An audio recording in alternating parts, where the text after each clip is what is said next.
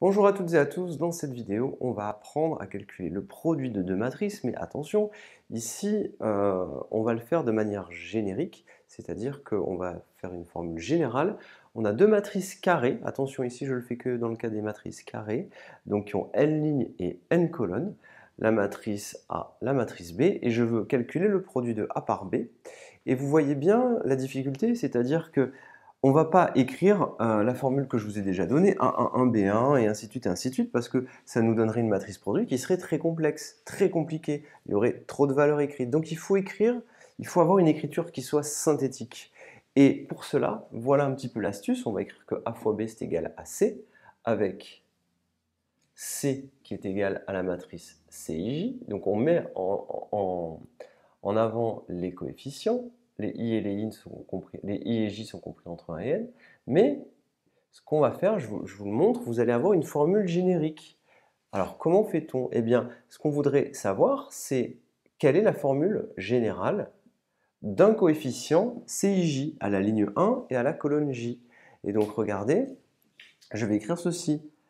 Ligne I, donc ligne I colonne J, donc sur la première matrice, j'observe la ligne I en rouge, et sur la deuxième, la colonne J.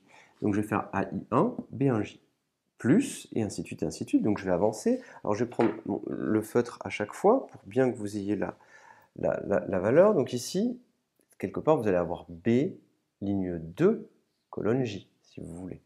Et là, pour celui-ci, celui qui est en rouge, vous aurez toujours, on est toujours à la ligne I, en fait, mais ça sera AI2, d'accord? Ligne I, colonne 2. Et on va pas à pas avancer et créer la formule. Alors, ça, il faut le savoir, il faut absolument savoir le faire. C'est très, très important. Donc, AI1, B1J. Donc, AI1, B1J. Donc, on aura AI1, B1J, plus AI2, B2J.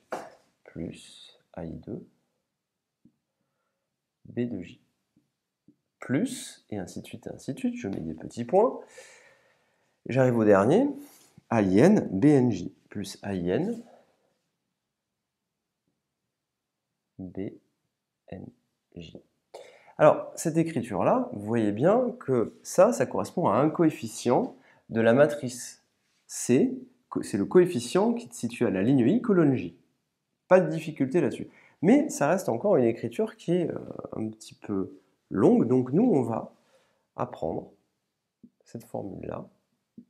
Et donc, vous voyez bien qu'on a affaire à une somme. Alors, il faut prendre son temps, hein, d'accord? Il faut vraiment que vous preniez votre temps, il faut être méticuleux, attentif, et essayer de voir comment on pourrait écrire cette somme-là. Alors, on va observer ce qui change et ce qui ne change pas. Ce qui bouge jamais, c'est le I. Ce qui ne change pas non plus, c'est le J.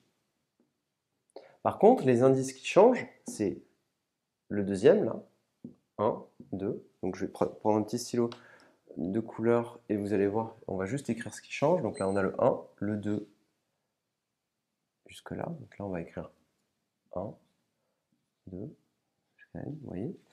Et puis après, vous voyez à nouveau que là, ça fait B1J, B2J jusqu'à BNJ. Je vous le mets en rouge pour que vous le voyez bien. Donc ça vous fait B1J, B2J jusqu'à BNJ. Et bien voilà, on va avoir tout simplement la formule suivante. Somme, donc on fait une somme. Et de quoi à quoi? Des A, alors ça sera les A IK, B, KJ, puisque I et J, ils ne bougent pas, et donc la somme, elle va porter sur les K, regardez, 1, 1, 2, 2, N, N, donc ça va être la somme de K égale 1 à N, des AIK, B, 1J, si vous voulez, je vous le mets en couleur, ça, là vous avez le K ici, là le K ici, et au final, c'est le K ici qui va bouger. Donc on réécrira pour k égale 1, on écrira AI1 B1J, AI1 B1J, après k égale 2, AI2 B2J, puis k égale 3, AI3 B3J, puis k égale n, AIN BNJ. Et on effectue la somme de ça. Alors ça, je vous ai expliqué en gros comment on le retrouve. Donc Moi, ce que je vous conseille, c'est ça. Vous l'écrivez au brouillon, vous vous entraînez à le retrouver facilement pour connaître la formule par cœur, parce que CIJ, moi je l'ai appris par cœur, c'est somme de k égale 1n des AIK BKJ. Et ça, il faut l'apprendre par cœur. D'accord? Donc ça se retient bien, vous le répétez plusieurs fois. CIJ, c'est la somme de k égale 1n des AIK BKJ. Voilà, vous l'apprenez par cœur, vous le répétez. Et si jamais vous n'en souvenez plus, vous vous rappelez comment on l'a fait. Vous écrivez la formule, vous vous rappelez que j'ai pris ça, vous vous rappelez qu'il y a des choses qui ne bougent pas, les i et les j, ils ne bougent pas, et finalement, il n'y a qu'un seul indice qui va changer. D'accord? L'indice ici, sur les colonnes, et l'indice ici, sur les lignes, mais c'est une somme qui porte que sur le k, donc il faut le retrouver. Et ça, vous en aurez besoin. Pourquoi? Parce que quand vous allez écrire le produit matriciel, dans certains cas, eh bien, vous écrirez C, comme ceci, égale, et vous mettrez les petites parenthèses comme ceci, CIJ, où votre I est compris entre 1 et N.